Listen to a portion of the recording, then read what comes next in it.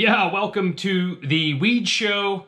I don't even have time to find like a cool background with some motive-related influence to walk around and show you because the races keep coming at us quickly. So it probably feels just like other videos I did months ago, all the Instagram live videos we did where it's in my palatial home office surrounded by RacerX covers. And I usually put a RacerX logo on that TV as a screensaver, but then it goes away and I can't understand technology enough. So I'll just talk from here to say that although my office looks the same every time you see a video from it, somehow running races in the exact same stadium has a different look every time we go there. And we'll get into it in this Weege Show, brought to you by Racetech and Gold Valves. Yes, this is the same thing you hear every time. Plusher, bottoming resistance, traction, made in the USA. Get it set at racetech.com. Stop texting me, everybody. I know we got races coming. But they're all different every time.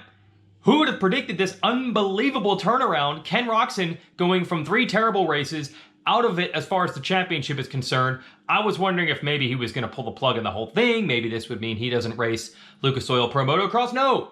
Not only is he back and racing Supercross, but he's winning again. It was so bizarre to see the exact same race at first unfolding. Cooper Webb up front, just like he was Wednesday. Roczen stalking him, just like he was Wednesday. Roczen goes around him. But unlike Wednesday when Webb got him back, this time, Roczen just pulled away.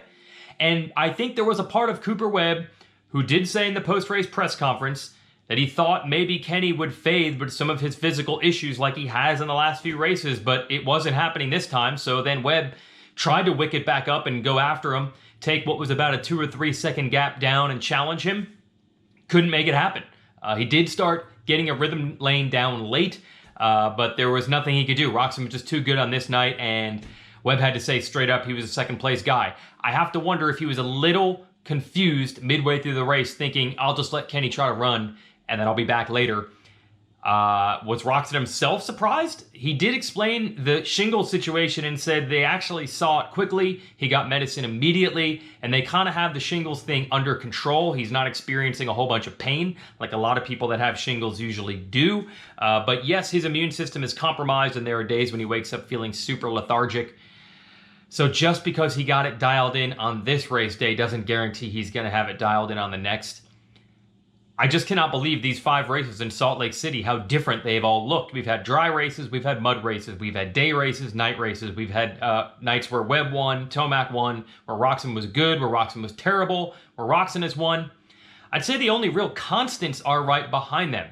Zach Osborne, Malcolm Stewart, and normally Jason Anderson, I feel like have been the 3 other guys in there, and then probably Marty Davalos right after that.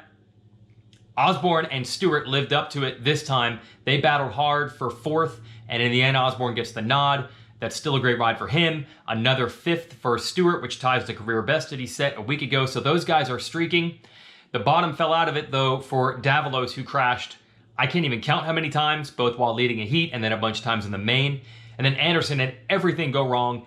He started right up front with Webb and Roczen, got knocked down by Roczen, got up, got into another pile-up, and eventually he didn't even finish the race. So even though Justin Barcia has been struggling in these races and has not even been near the top 5, he actually goes back in front of Anderson for 4th in points.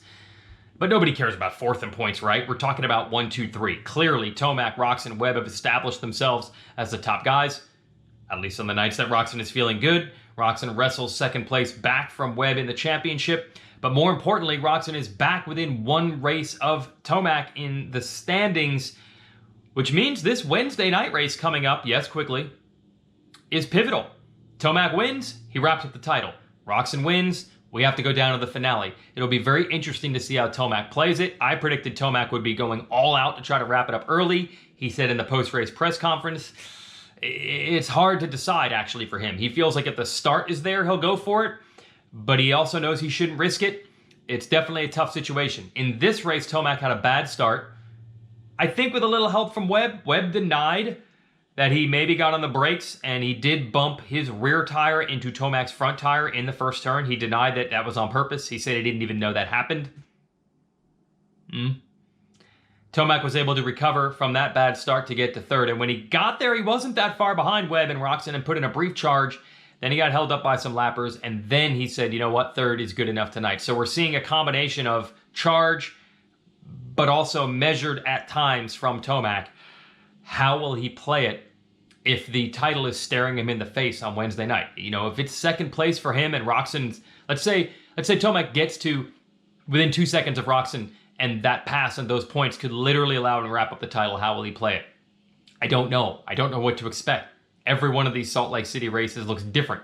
And speaking of a difference, Austin Forkner, are you kidding me? Now, it was pretty big for him to hold off Dylan Ferrandis at the last race, but to run Ferrandis down and then pass Ferrandis in a similar manner to the way Ferrandis passed him at the last 2 times they battled way back in February, I mean, that is turnabout being fair play. That's a full 180. As much of a 180 as this track had, it had these corners that just kept going around and around like this. That's exactly what Forkner has done, and Ferrandis was not happy. I think he literally said on TV, "I sucked." He did make a mistake where he was not sure if he had seen the flashing caution lights, and he didn't know if he should jump some jumps. That's partially what allowed Forkner to get to him. But look, once Forkner got there, he made the pass and he was able to get away. So no excuses. That's a win for Forkner. 7 points between them. They don't have to race for now until next Sunday with the East-West Showdown. We'll talk about that later.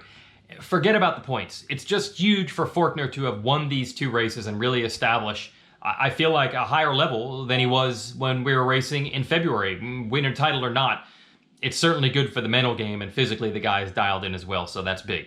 So just when you think you've got this thing figured out, Salt Lake City sends us some surprises. Maybe that'll happen at the next one. Honestly, at this point, if something actually stayed the same, that would be surprising. In other words, no matter what happens on Wednesday, it's going to be a pretty big deal.